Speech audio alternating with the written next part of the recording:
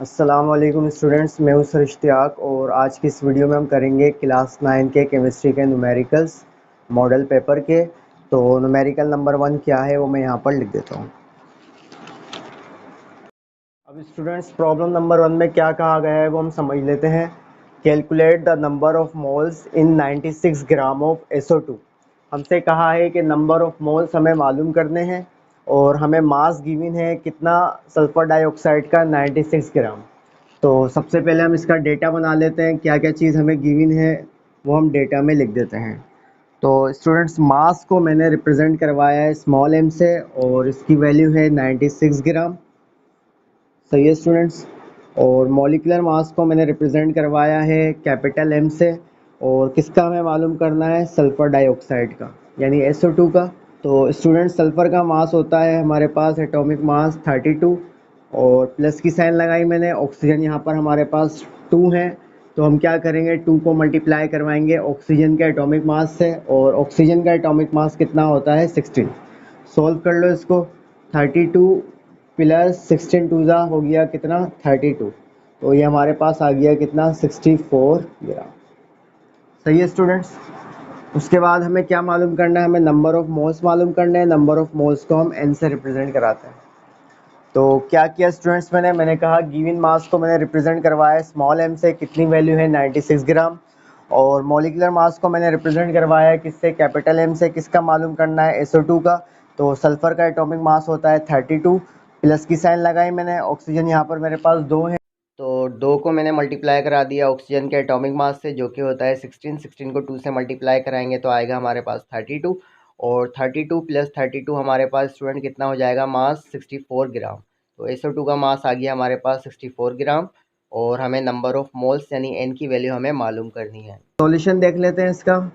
तो इस प्रॉब्लम को सॉल्व करने के लिए स्टूडेंट्स हम यूज़ करेंगे नंबर ऑफ मोल्स का फार्मूला। क्या होता है, n is equal to given mass divide by molecular mass. Values put कर दो। गिवन मास हमारे पास कितना है 96 और मॉलिक्यूलर मास हमारे पास कितना है 64। इसको हम सॉल्व कर लेते हैं। 96 को मैंने डिवाइड कर दिया किससे, 64 से। तो स्टूडेंट्स ये मेरे पास वैल्यू आ गई कितनी 1.5, यानी नंबर ऑफ मोल्स होंगे कितने 1.5 मोल।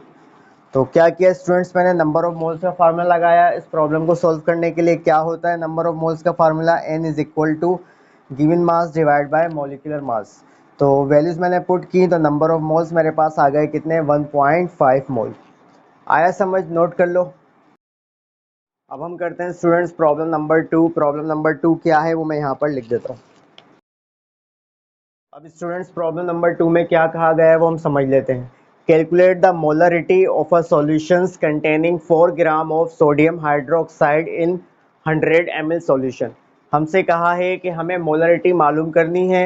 सही है, एक सॉल्यूशन की जिसमें हमें बताया है कि सोडियम हाइड्रोक्साइड की कितनी क्वांटिटी को डिसॉल्व कराया है 4 ग्राम। तो ये 4 ग्राम NaOH को डिसॉल्व कराया है किसके अंदर 100 ml सॉल्यूशन में। यानी हमें वॉल्यूम बताया सॉल्यूशन का कितना 100 ml और उसमें हमने सोडियम हाइड्रोक्साइड को कितना डिसॉल्व कराया है 4 ग्राम और मोलरिटी हमें मालूम करनी है। तो डेटा बना लेते हैं हम इसका। क्या क्या चीज़ हमें गिवन है डेटा में लिख देते हैं। मास है मेरे पास, मास को मैंने स्टूडेंट्स यानी मास ऑफ सॉल्यूट को मैंने स्मॉल m से रिप्रेजेंट करवाया है। कितनी वैल्यू है मेरे पास 4 ग्राम। सही है स्टूडेंट्स।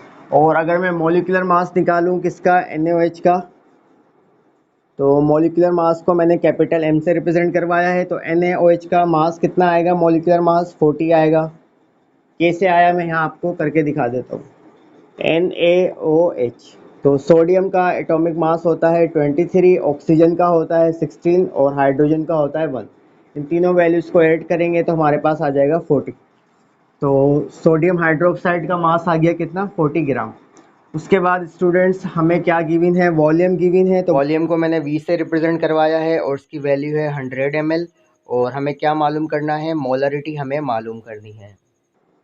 तो ये बना लिया स्टूडेंट्स मैंने डेटा। मैंने कहा गिवन मास यानी मास ऑफ सॉल्यूट को मैंने स्मॉल m से रिप्रेजेंट करवाया है, कितना है 4 ग्राम। मॉलिक्यूलर मास NaOH का मैंने रिप्रेजेंट करवाया है कैपिटल M से, कितनी वैल्यू है 40 ग्राम। कहाँ से आई, मैंने आपको ये करके दिखाया। और वॉल्यूम को मैंने V से रिप्रेजेंट करवाया है, कितना है 100 ml और मोलरिटी हमें मालूम करनी है। सॉल्यूशन देख लेते हैं। तो स्टूडेंट्स प्रॉब्लम को सॉल्व करने के लिए हम फार्मूला यूज़ करेंगे मोलरिटी का। क्या होता है? Mass of solute multiply by 1000, सही है, और डिवाइड बाय मॉलिक्यूलर मास और मल्टीप्लाई बाय वॉल्यूम। तो ये हम फार्मूला यूज़ करेंगे मोलरिटी का। क्या होता है? Mass of solute multiply by 1000 divide by molecular mass of solute multiply by volume of solution. Values put कर दो। तो m की वैल्यू स्टूडेंट्स मेरे पास है 4 को मल्टीप्लाई करा देते हैं किससे? 1000 से, सही है। और मॉलिक्यूलर मास मेरे पास है कितना? 40, और वॉल्यूम हमारे पास कितना है? 100। सॉल्व कर लो इसको। 4 को 1000 से मल्टीप्लाई कराएंगे तो क्या आएगा? 4000 आएगा, और 40 को 100 से मल्टीप्लाई कराएंगे तो क्या आएगा? 4000 आएगा। ये दोनों कैंसिल हो गए, इसका मतलब मोलरिटी हमारे पास आ गई कितनी? 1 m। तो क्या किया स्टूडेंट्स, मैंने मास ऑफ सोल्यूट, सही है, molecular mass, volume of solution, सबकी वैल्यूज पुट की। 4 को 1000 से मल्टीप्लाई कराया तो क्या आया? 4000। 40 को 100 से मल्टीप्लाई कराया तो क्या आया? 4000। 4000 कैंसिल हो गए, तो हमारे पास मोलरिटी आ गई कितनी? 1 m। आया समझ? नोट कर लो। अब हम करते हैं students problem number 3। Problem number 3 क्या है वो मैं यहाँ पर लिख देता हूँ। अब स्टूडेंट्स प्रॉब्लम नंबर 3 में क्या कहा गया है वो हम समझ लेते हैं। हमसे कहा है find out protons and neutrons present in following atoms. तो ये हमारे पास स्टूडेंट्स कुछ एटम्स गिवन है और हमें इसमें नंबर ऑफ प्रोटॉन्स और नंबर ऑफ न्यूट्रॉन्स मालूम करने हैं। तो सबसे पहले हम करते हैं 1 के लिए। तो स्टूडेंट नंबर 1 हमारे पास क्या है? नाइट्रोजन, सही है, 15 और ये 7। तो नंबर ऑफ प्रोटॉन स्टूडेंट्स होती है कम वैल्यू। कोई भी एटम ऐसे गिवन हो तो उसके अंदर जो छोटी वैल्यू होती है वो होते हैं हमारे पास नंबर ऑफ प्रोटॉन या नंबर ऑफ इलेक्ट्रॉन। लिहाजा हमारे पास नंबर ऑफ प्रोटॉन यहाँ पर कितने हैं? आप कह सकते हो नंबर ऑफ प्रोटॉन है हमारे पास 7। और नंबर ऑफ न्यूट्रॉन को निकालने का क्या तरीका है स्टूडेंट्स? नंबर ऑफ न्यूट्रॉन को निकालने का तरीका ये है कि आप ज़्यादा वाली वैल्यू में से कम वाली वैल्यू सब्ट्रैक्ट कर दो। तो 15 में से अगर मैं 7 को सब्ट्रैक्ट करूँगा तो मेरे पास आ जाएगा 8। सही है स्टूडेंट्स। क्या किया स्टूडेंट्स, मैंने कहा नंबर ऑफ प्रोटॉन निकालने का तरीका ये होता है किसी भी एटम में कि जो छोटी वैल्यू होती है वो होते हैं आपके नंबर ऑफ प्रोटॉन या नंबर ऑफ इलेक्ट्रॉन, या आप कह सकते हो एटॉमिक नंबर। तो मैंने कहा 7 यहाँ पर नंबर ऑफ प्रोटॉन मौजूद हैं किसमें? नाइट्रोजन के एटम में। और नंबर ऑफ न्यूट्रॉन को निकालने का तरीका क्या है? ज़्यादा वाली वैल्यू में से कम वाली वैल्यू आप सब्ट्रैक्ट कर दो। तो 15 यहाँ पर आपका क्या है? वैसे तो एटॉमिक मास है और ये एटॉमिक नंबर है। तो एटॉमिक मास में से एटॉमिक नंबर यानी 15 में से अगर आप 7 को सब्ट्रैक्ट करोगे तो आपके पास आ जाएंगे नंबर ऑफ न्यूट्रॉन कितने? 8। इसी तरीके से क्लोरीन का निकाल लेते हैं। तो क्लोरीन के अंदर स्टूडेंट्स नंबर ऑफ प्रोटॉन हमारे पास कितने हैं? नंबर ऑफ प्रोटॉन है हमारे पास 17, सही है। और नंबर ऑफ न्यूट्रॉन कितने होंगे?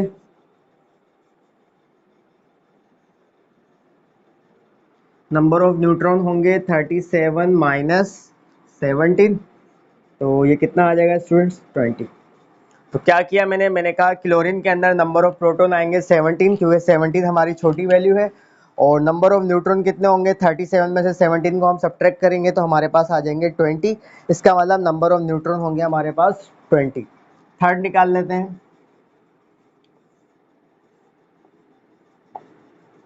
तो यूरेनियम की अगर हम बात करें तो यूरेनियम के अंदर नंबर ऑफ प्रोटॉन स्टूडेंट्स हमारे पास हैं कितने? 92, क्योंकि 92 हमारी कम वैल्यू है। और नंबर ऑफ न्यूट्रॉन कितने होंगे? नंबर ऑफ न्यूट्रॉन निकालने के लिए हम क्या करेंगे? 235 में से सब्ट्रैक्ट कर देंगे 92। तो ये आ जाएगा स्टूडेंट्स हमारे पास कितना? 143। सही है स्टूडेंट्स। तो नंबर ऑफ प्रोटॉन आ गए यूरेनियम में 92, और नंबर ऑफ न्यूट्रॉन्स आ गए कितने? 235 में से मैंने सब्ट्रैक्ट किया 92, तो मेरे पास आ गए 143 नंबर ऑफ न्यूट्रॉन्स। आया समझ? नोट कर लो। अब हम करते हैं students problem number 4। Problem number 4 क्या है वो मैं यहाँ पर लिख देता हूँ। अब स्टूडेंट्स प्रॉब्लम नंबर 4 में क्या कहा गया है वो हम समझ लेते हैं। Balance the following chemical equations by using coefficients. तो टोटल हमारे पास यहाँ पर कुछ इक्वेशंस गिवन है। टोटल 3 इक्वेशंस हैं। मैंने सबसे पहले नंबर 1 लिखी है, तो इसको हमें बैलेंस करना है बाय यूजिंग कोएफिशिएंट। तो स्टूडेंट सबसे पहले हम देखते हैं रिएक्टेंट के अंदर हमारे पास और प्रोडक्ट में कितनी कितनी चीज़ें मौजूद है।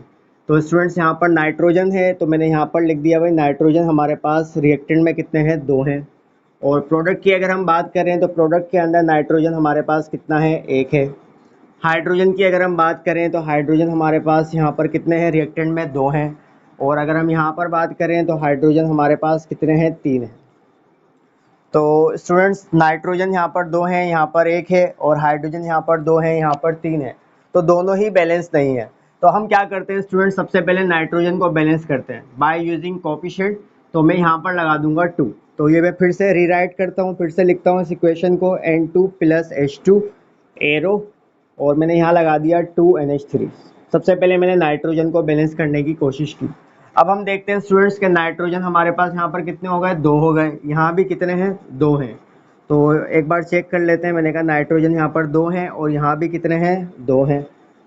सही है। हाइड्रोजन यहाँ पर कितने हैं स्टूडेंट्स, हाइड्रोजन यहाँ पर 2 हैं और यहाँ पर कितने हो गए, अब 3 2 6, और यहाँ पर हो गए स्टूडेंट कितने, 6। क्या किया स्टूडेंट्स, जब मैंने नाइट्रोजन के साथ 2 लगाया तो नाइट्रोजन तो बैलेंस हो गए, लेकिन हाइड्रोजन हमारे पास 3 2 कितने हो गए, 6, और यहाँ पर है 2। तो अब हम क्या करते हैं स्टूडेंट्स, इसको बैलेंस करने के लिए हाइड्रोजन को हम यहाँ पर लगा देते हैं 3, क्योंकि 3 2 हो जाएगा 6। तो फिर से मैं रीराइट लिख देता हूँ एक बार इक्वेशन को। तो N2 प्लस यहाँ मैंने लगा दिया 3H2 एरो 2NH3। सही है स्टूडेंट्स। तो यहाँ मैंने लगा दिया क्या, 3। अब हम चेक करते हैं नाइट्रोजन हमारे पास यहाँ पर कितने हैं, 2 हैं, और यहाँ भी कितने हैं, 2 हैं। हाइड्रोजन यहाँ पर कितने हैं स्टूडेंट्स, अब 3 2 6, और यहाँ भी कितने हैं, 3 2 6। तो ये हो गई स्टूडेंट्स बैलेंस। आया समझ। क्या किया स्टूडेंट्स, मैंने कहा ये हमारे पास इक्वेशन गिवन थी। मैंने कहा नाइट्रोजन हमारे पास रिएक्टेंट में 2 हैं और प्रोडक्ट में 1 है। हाइड्रोजन हमारे पास रिएक्टेंट में 2 हैं और प्रोडक्ट में कितने हैं, 3 हैं। तो सबसे पहले मैंने नाइट्रोजन को बैलेंस करने के लिए 2 लगा दिया नाइट्रोजन के साथ। तो 2 मैंने यहाँ पर लगाया तो नाइट्रोजन तो बैलेंस हो गया, लेकिन हाइड्रोजन कितने हो गए हमारे पास, 3 2 6, और यहाँ पर पहले से कितने थे, 2 थे। तो अब मैंने कोशिश की किसको बैलेंस करने की, हाइड्रोजन को। तो हाइड्रोजन के साथ मैंने लगाया 3, तो 3 2 6, और यहाँ भी कितने थे, 6। तो नाइट्रोजन भी बैलेंस हो गया और हाइड्रोजन भी बैलेंस हो गया। आया समझ, नोट कर लो। हम करते हैं स्टूडेंट सेकंड इक्वेशन बैलेंस, और सेकंड इक्वेशन क्या है वो मैं यहाँ पर लिख देता हूँ। अब ये इक्वेशन हमें सेकंड गिवन है, इसको भी हमें बैलेंस करना है। तो हम देख लेते हैं रिएक्टेंट में और प्रोडक्ट में क्या क्या चीज़ें मौजूद हैं और कितनी कितनी है। तो कार्बन स्टूडेंट रिएक्टेंट में है 1, और यहाँ प्रोडक्ट में भी कितना है, 1 है। इसका मतलब कार्बन तो बैलेंस है। हाइड्रोजन की अगर हम बात करें तो हाइड्रोजन हमारे पास यहाँ पर है स्टूडेंट कितने, रिएक्टेंट में 4, और यहाँ पर कितने हैं प्रोडक्ट में हमारे पास 2। ऑक्सीजन की अगर हम बात करें तो ऑक्सीजन हमारे पास रिएक्टेंट में कितने हैं, 2 हैं, और प्रोडक्ट में कितने हैं स्टूडेंट्स, क्योंकि बीच में प्लस की साइन है तो 2 यहाँ से आ गए और 1 यहाँ से आ गया। तो प्रोडक्ट में हमारे पास हैं कितने, 3। अब हम क्या करते हैं स्टूडेंट्स, कार्बन हमारा बैलेंस है, हाइड्रोजन बैलेंस नहीं है। तो हाइड्रोजन को बैलेंस करने के लिए 2 लगा देते हैं यहाँ पर। तो मैंने कहा CH4 + O2 मैंने एज इट इज़ लिखा, एरो CO2 भी मैंने एज इट इज़ लिखा, और यहाँ मैंने हाइड्रोजन को बैलेंस करने के लिए लगा दिया क्या, 2 लगा दिया। अब हम चेक करते हैं कार्बन हमारे पास कितने हैं, 1 ही है, और प्रोडक्ट में भी कितना है, 1 है। तो कार्बन हमारा हो गया बैलेंस। हाइड्रोजन यहाँ पर रिएक्टेंट में कितने थे, 4 थे, और अब प्रोडक्ट में कितने हो गए, 2 2 4। तो प्रोडक्ट में हो गए हमारे पास 4, तो हाइड्रोजन भी बैलेंस हो गया। सही है। लेकिन ऑक्सीजन हमारे पास रिएक्टेंट में कितने हैं, 2 हैं, और अगर हम यहाँ चेक करें तो 2 यहाँ से आ गए और 2 यहाँ से आ गए। तो ये कितने हो गए स्टूडेंट्स, 4। अब हमारे पास कार्बन बैलेंस है, हाइड्रोजन बैलेंस है, लेकिन ऑक्सीजन बैलेंस नहीं है। तो ऑक्सीजन को बैलेंस कहाँ करेंगे स्टूडेंट्स, हम करेंगे रिएक्टेंट साइड पे। तो यहाँ पर हम 2 लगा देते हैं। तो यहाँ हम 2 लगाएंगे तो हमारे पास इक्वेशन हो जाएगी CH4, सही है, +2O2 एरो CO2 + 2H2। अब स्टूडेंट्स अगर आप चेक करो, ये स्टेप आपको फिर से लिखना है, मैं यहाँ लिख देता हूँ, इसको मिटा देता हूँ। तो कार्बन हमारे पास कितने हो गए स्टूडेंट, रिएक्टेंट में 1 ही था, प्रोडक्ट में भी कितने हैं, 1 ही है। हाइड्रोजन हमारे पास रिएक्टेंट में भी और प्रोडक्ट में भी कितने हो गए, 4 हैं, सही है। और ऑक्सीजन अब हम चेक करते हैं। ऑक्सीजन 2 2 4, तो यहाँ हो गए 4, और यहाँ कितने हैं, 2 और 2 4, और यहाँ भी हो गए कितने, 4। तो ये हो गई स्टूडेंट क्या, बैलेंस।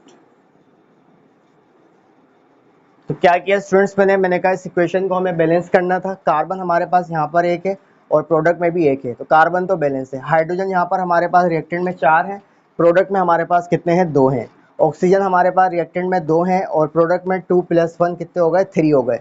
तो हमें हाइड्रोजन और ऑक्सीजन को बैलेंस करना है। तो सबसे पहले हाइड्रोजन, क्योंकि यहाँ पर 4 थे तो हम यहाँ पर बैलेंस करेंगे प्रोडक्ट साइड पे। तो वाटर के साथ यानी हाइड्रोजन के साथ मैंने कोफिशिएंट ऐड कर दिया क्या 2। तो 2 मैंने यहाँ पर लगाया, तो कार्बन तो ऑलरेडी बैलेंस है, तो हाइड्रोजन यहाँ पर 4 थे, अब यहाँ कितने हो गए 2 2 4, तो हाइड्रोजन हो गया बैलेंस। लेकिन ऑक्सीजन यहाँ पर 2 थे, अब 2 लगाने से ऑक्सीजन कितने हो गए 2 ये और 2 ये, तो ऑक्सीजन हो गए हमारे पास 4। तो फिर ऑक्सीजन को बैलेंस करने के लिए मैंने 2 कहाँ पर लगाया, यहाँ लगा दिया। यहाँ जब मैंने 2 लगाया तो तीनों चीज़ें ऑटोमेटिकली बैलेंस हो गई। आया समझ, नोट कर लो। अब ये स्टूडेंट लास्ट इक्वेशन है जिसको हमें बैलेंस करना है, तो हम चेक कर लेते हैं। पोटेशियम हमारे पास रिएक्टेंट में कितने हैं, 1 है, और प्रोडक्ट में भी कितना है, 1 है। नाइट्रोजन हमारे पास रिएक्टेंट में कितना है, 1 है, और प्रोडक्ट में भी कितना है, 1 है। सही है स्टूडेंट्स। ऑक्सीजन हमारे पास कितने हैं, 3 है रिएक्टेंट में, और प्रोडक्ट में कितने हैं, 2 और 2 4। तो अब हम क्या करते हैं स्टूडेंट्स, पोटेशियम और नाइट्रोजन तो बैलेंस है लेकिन ऑक्सीजन बैलेंस नहीं है। तो ऑक्सीजन यहाँ पर 4 है, यहाँ पर 3 है रिएक्टेंट में, तो हम सबसे पहले 2 यहाँ पर ऐड कर देते हैं। तो मैंने कहा 2KNO3, सही है, एरो, और KNO2 प्लस O2। अब स्टूडेंट्स हमारे पास पोटेशियम रिएक्टेंट में कितने हो गए, 2 हो गए, और प्रोडक्ट में कितने हैं, प्रोडक्ट में हमारे पास है 1। नाइट्रोजन यहाँ पर हमारे पास रिएक्टेंट में कितने हो गए, 2 हो गए, और प्रोडक्ट में हमारे पास कितने हैं, प्रोडक्ट में हमारे पास है 1। सही है। और ऑक्सीजन हमारे पास कितने हो गए, 3 2 6, सही है, लेकिन यहाँ पर कितने हैं, 2 और 2 4 ही हैं। अब हम क्या करते हैं स्टूडेंट्स, क्योंकि हमारे पास अब ये कोई भी चीज़ बैलेंस नहीं है, मैंने ऑक्सीजन को बैलेंस करने की कोशिश की तो सारी चीज़ें डिस्टर्ब हो गई। तो पोटेशियम को बैलेंस करने के लिए मैं यहाँ पर लगा देता हूँ 2। पोटेशियम को बैलेंस करूँगा तो नाइट्रोजन ऑटोमेटिकली बैलेंस हो जाएगा। तो क्या कहा मैंने स्टूडेंट्स, KNO3 यानी 2KNO3 मैंने एज इट इज़ लिखा, और यहाँ मैंने लगा दिया क्या, 2KNO2 प्लस O2। तो यहाँ मैंने 2 लगा दिया। अब हम चेक करते हैं, पोटेशियम हमारे पास रिएक्टेंट में कितने हैं, 2 हैं, और प्रोडक्ट में भी कितने हैं, 2 हैं। नाइट्रोजन हमारे पास रिएक्टेंट में भी कितने हैं, 2 हैं, और प्रोडक्ट में भी हमारे पास कितने हो गए, 2 हो गए। ऑक्सीजन चेक करते हैं, ऑक्सीजन यहाँ पर हमारे पास 6 हैं, 3 2 6, और यहाँ कितने हो गए, 2 2 4, 4 प्लस 2 कितने हो गए, 6। तो ये हो गई हमारे पास बैलेंस्ड। तो क्या किया स्टूडेंट्स, मैंने ये क्वेश्चन हमें गिवन थी, मैंने कहा पोटेशियम हमारे पास यहाँ पर 1 है, यहाँ भी 1 है प्रोडक्ट में, और रिएक्टेंट में नाइट्रोजन 1 है, प्रोडक्ट में भी कितना है, 1 है, लेकिन ऑक्सीजन यहाँ पर 3 है, और यहाँ पर कितने हैं, 2 और 2 4। तो ऑक्सीजन को मैंने बैलेंस करने के लिए सबसे पहले 2 मैंने यहाँ लगाया, तो पोटेशियम मेरे पास 2 हो गए, नाइट्रोजन मेरे पास 2 हो गए, ऑक्सीजन हो गए 3 2 6, और यहाँ पर कितने हैं, यहाँ पर पोटेशियम नाइट्रोजन 1 1 है, और ऑक्सीजन कितने हैं, 2 और 2 4। फिर मैंने कहा कि क्योंकि पोटेशियम यहाँ पर 2 हो गया है, तो प्रोडक्ट में मैंने 2 लगा दिया पोटेशियम के साथ।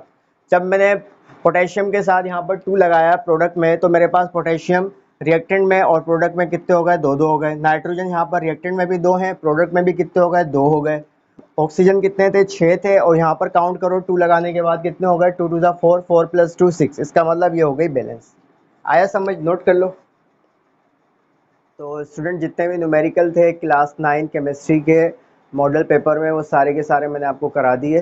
तो आज की इस वीडियो में इतना ही, फिर मिलेंगे, अल्लाह हाफिज़।